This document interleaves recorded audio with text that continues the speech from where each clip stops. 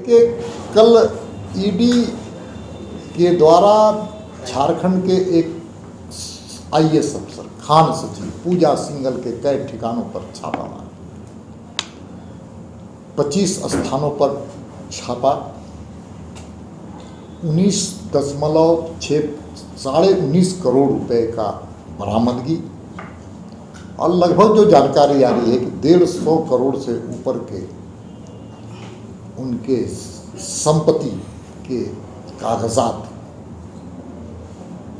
बरामद किए गए हैं।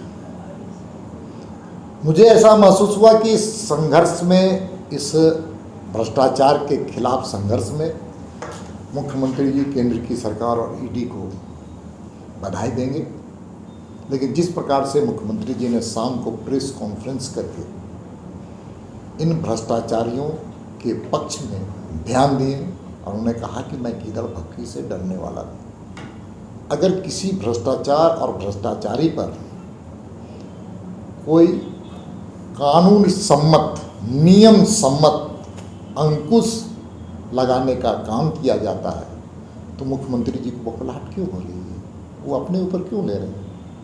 इसका सीधा अर्थ है कि पूरा खान विभाग में ही दाल में काला नहीं, पूरी दाल ही काली है।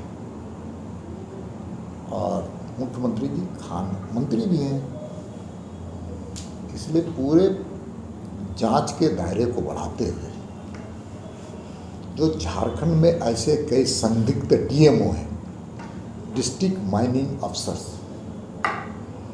उनको भी जांच के परिधि में लाना चाहिए कि इलीगल माइनिंग जो होता है उसकी अवैध उगाही, ड्यू भी एक उसमें एक पार्ट होता है और उगाही करके यहाँ पर जहाँ समर्पित किया जाता है तो उसकी भूमिका रहती है, इसलिए इसको करना चाहिए। और दूसरा, इलीगल माइनिंग जो कोयला है, बालू है, स्टोन चिप्स है, जो देश की संपत्ति है, राष्ट्रीय संपत्ति है, उसको लगातार लूटने का काम किया जा रहा है। ये भी जांच के परिधि में आ जाना चाहिए क्योंकि खान और खान मंत्रालय का ही मामला है। तो कुल मिलाकर राज्य सरकार के संरक्षण में और हम झारखंड की 3.5 करोड़ जनता की जो अभी कोरोना में आपके पास वैक्सीन के पैसे नहीं हैं, हॉस्पिटल में ऑक्सीजन देने के पैसे नहीं, लेकिन फॉर्च्यूनर है। मंत्रियों के लिए विशाल आवास बनाने की इनके पास योजना है, लेकिन गरीबी का जो दर्द झेल रहा है, प्रधानमंत्री गरीब कल्याण अन्न योजना के कालाबाजारी हो रही है। आप प्रधानमंत्री आवास योजना का आप धरातल पर नहीं उतार पा रहे। आप मंत्रियों के आवास को आप विशाल बनाना चाहते हैं, लेकिन गरीबों का जो प्रधानमंत्री का संकल्प है, आवास की योजना है, उसको धरातल पर नहीं आता। आप थोड़ा ग्रामीण क्षेत्र में चले जाइए, ग्रामीण क्षेत्र की सड़कों की हालत क्या है, जर्जर है। प्रधानमंत्री ग्रामीण सड़क योजना की धरातल पर नहीं उतार पाए। कुपोषण से राज्य सबसे ज़्यादा प्रभावित है, पलायन से सबसे ज़्यादा प्रभावित है, उस तरफ तो राज्य की सरकार का ध्यान नहीं है। इसलिए पूरी तरह से सिस्टम फेल है। यहाँ पर अपराध और अपराधियों का तांडव है। डॉक्टर यहाँ से पलायन कर रहे हैं। आज हम तो पुराने कार्यकर्ता हैं सामाजिक जीवन के, मैं अखबार आजकल पढ़ता हूँ तो ऐसा महसूस होता है कि वो फिर से जंगल राज, लालू राज, जो हम लोग कहते थे, शाम को 6 बजे दुकानें बंद हो जाती थी। हम लोगों ने देखा, लड़ाई लड़ी है। हम उस पीढ़ी के हैं, उस लड़ाई में हम भी शामिल थे।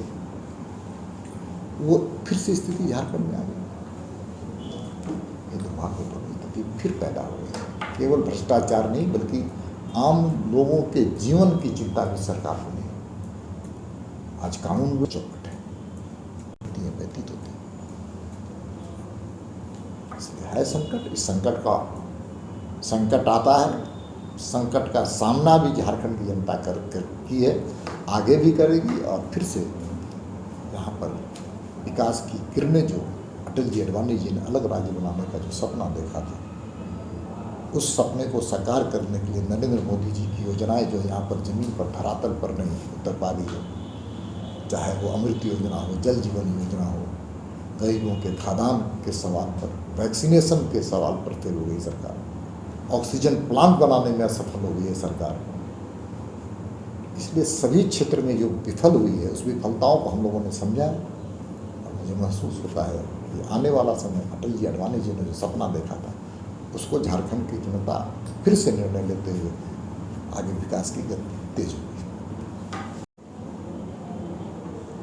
कि यहाँ पर खनिज संपदा की लूट हो रही है, तस्करी हो रही है और इसके लिए राज्य की सरकार जिम्मेवार है, राजनेता जिम्मेवार है, पुलिस प्रशासनिक आला प्रशासनिक पदाधिकारी जिम्मेवार है,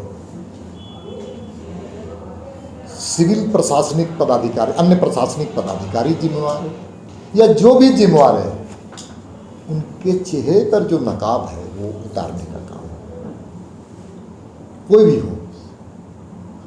तो ये इस परिधि को बढ़ाना चाहिए। और दुर्भाग्य है कि कल की जो बातें आई उसमें एक तरफ हमने देखा कि मुख्यमंत्री जी ने कहा कि ये गीदड़ भक्की है, मैं डरने वाला नहीं। ये डरने और डराने का सवाल ही कहाँ है इसमें। ये तो सवाल इस बात को, राज्य को बचाने का काम सबका है, मुख्यमंत्री जी का भी है, लेकिन दूसरे तरफ झारखंड मुक्ति मोर्चा का अलग बयान, उनके प्रवक्ता का, और मुख्यमंत्री जी का अलग बयान। इससे साफ जाहिर है कि किस प्रकार से सरकार और संगठन में बौखलाहट है। जैसा कि देख रहे हैं सर, जनता पूरी एक बात करो। इस पूरे मामले में कांग्रेस भी बरोबर का जिम्मेवार है। क्यों? क्योंकि झारखंड में जब भी कांग्रेस समर्थित सरकार बनती है तो यहाँ पर सबसे ज़्यादा खनिज संपदा की लूट होती है। इसलिए कांग्रेस भी उतने ही जिम्मेवार है। इसलिए झारखंड की जनता की अभिव्यक्ति की आवाज़ भारतीय जनता पार्टी विपक्ष में है। हम उठाते रहेंगे, लड़ते रहेंगे, भिड़ते रहेंगे और सच को सामने लाने का भी काम करेंगे। जनता बेवकूफ़ नहीं है सर, जनता सब कुछ देख चुकी है सामने, फिर भी मुख्यमंत्री का ऐसा बयान और आना, इसको किस नज़रिए से देखते हैं? सिर्फ नज़रिया बताएं। ये जनता है, सब जानती है अंदर क्या है बाहर क्या है। ये जनता है, सब जानती है। और जनता लोकतंत्र है, जनतंत्र है, और इस लोकतंत्र का प्रहरी वास्तव में जनता है। जनता की नब्ज को सत्ता समझे, विपक्ष समझ लिया है।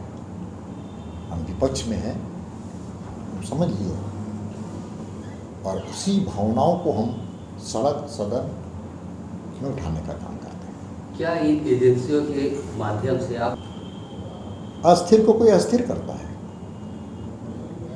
वो अपने अस्थिर हैं, हम क्यों करेंगे?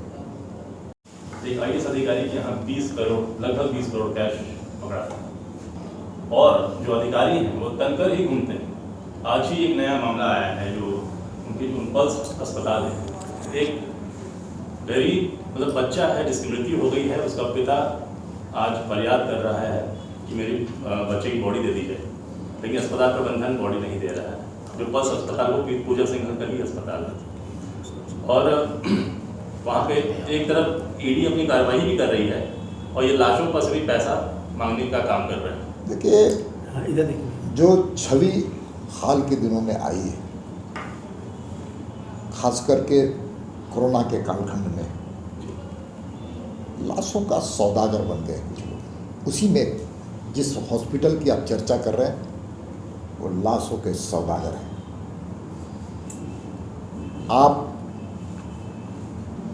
आपके काले कारनामे